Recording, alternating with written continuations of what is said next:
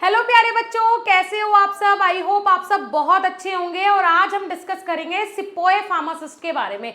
अब ये सिपोए फार्मासिस्ट क्या होता है, बहुत लोगों का सपना होगा आर्मी ज्वाइन करने का, राइट। लेकिन किसी भी कारणवश वो 12th में तो नहीं कर पाए, 12th के बाद आर्मी ज्वाइन नहीं कर पाए, फिर फार्मा में एडमिशन ले लिया। लेकिन अभी भी आपके पास मौका है, अगर आप डी फार्मा कर रहे हो या बी फार्मा कर रहे हो तो उसे करने के बाद भी आप आर्मी ज्वाइन कर सकते हो। जी हाँ, वो भी ज़्यादा फिजिकल एबिलिटी के साथ नहीं, नॉर्मल एग्जाम होगा जिसमें 50% आपका फार्मा का पोर्शन रहेगा, तो आप आसानी से क्लियर कर सकते हो। बहुत सारी चीजें आज इस वीडियो में मैं आपको बताऊंगी, तो लास्ट तक जरूर देखिएगा। सबसे पहले तो स्वागत है आप सभी का हमारे इस यूट्यूब चैनल पे। मैं साक्षी राजपूत इसी तरीके की इंफॉर्मेटिव वीडियोस आपके लिए लाती रहती हूँ। देखिए, सिपोए फार्मासिस्ट इसको बोला जाता है, ठीक है। कुछ अलग सा लग रहा है, बट हाँ, अगर आर्मी में अगर आपने भर्ती होना है तो उसको हम सिपोए फार्मासिस्ट बोलते हैं, ठीक है। अब यहाँ पे आपका जो रिक्रूटमेंट होगा वो कैसे होगा, वो किसके थ्रू होगा? Army recruitment rally. किसके थ्रू होगा बेटा? Army recruitment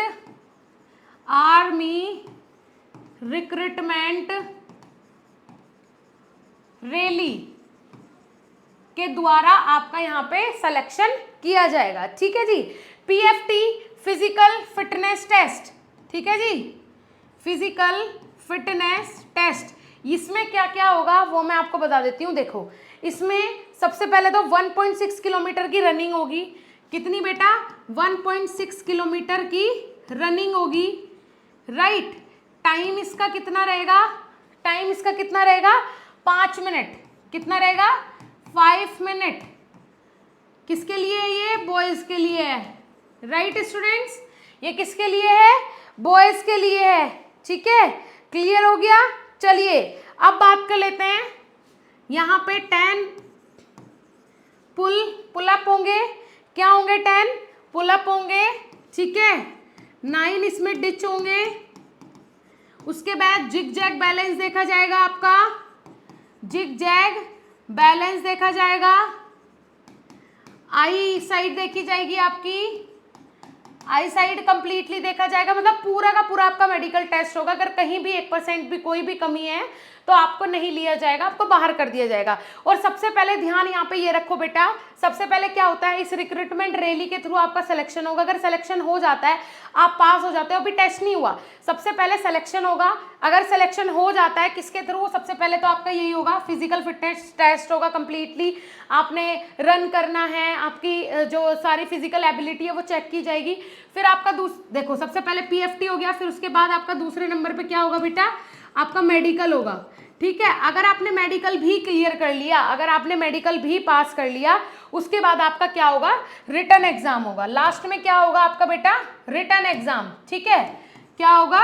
written exam. अब इस रिटन एग्जाम में क्या होगा? ये टोटल होता है 200 नंबर का पेपर। कितने नंबर का होता है? 200 नंबर का पेपर होगा, ठीक है। अब 200 नंबर का पेपर कैसे होगा? इसमें 2 पेपर होंगे, फर्स्ट पेपर, ठीक है, और सेकंड पेपर। ध्यान से सुनना, फर्स्ट पेपर होगा, सेकंड पेपर होगा। फर्स्ट पेपर में क्या होगा बेटा? फर्स्ट पेपर में आपके 50 क्वेश्चन आएंगे। कहाँ से आएंगे? जनरल इंग्लिश से और जीके से। कहाँ से आएंगे 50 क्वेश्चन? जनरल इंग्लिश और जीके से आएंगे। एक क्वेश्चन कितने नंबर का होगा? 2 मार्क का होगा। तो इसे मिला के आपके हो गए कितने नंबर? 100 नंबर। अब पास होने के लिए आपको यहाँ पे कितने नंबर चाहिए? अगर आपने इस एग्जाम को पास करना है तो आपको चाहिए यहाँ पे कितने नंबर बेटा? 40 मार्क्स, ठीक है।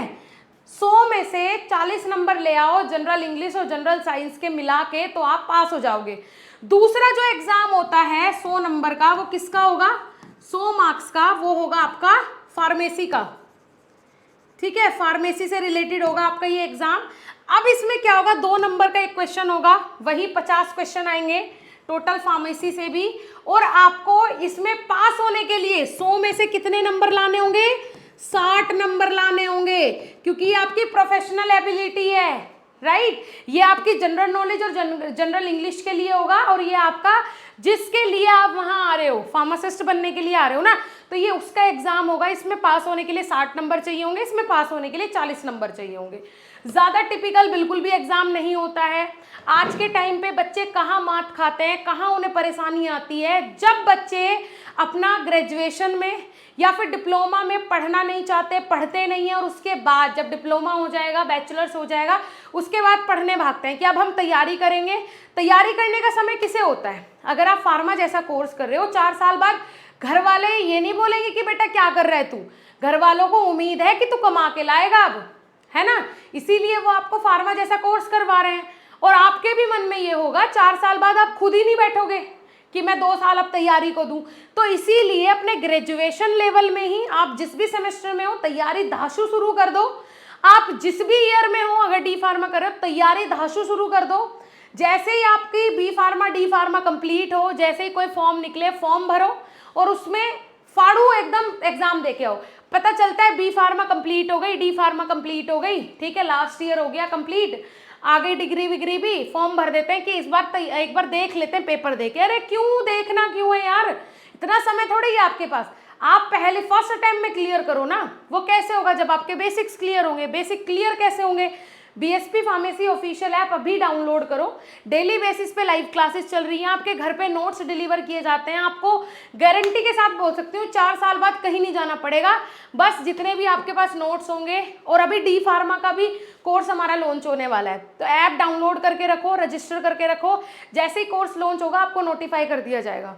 क्लियर हो रहा है? चलिए अभी जाओ फटाफट ऐप डाउनलोड करो। अभी देरी कर दी आपने, और मत करो। इतना ही मैं आपको समझा सकती हूँ।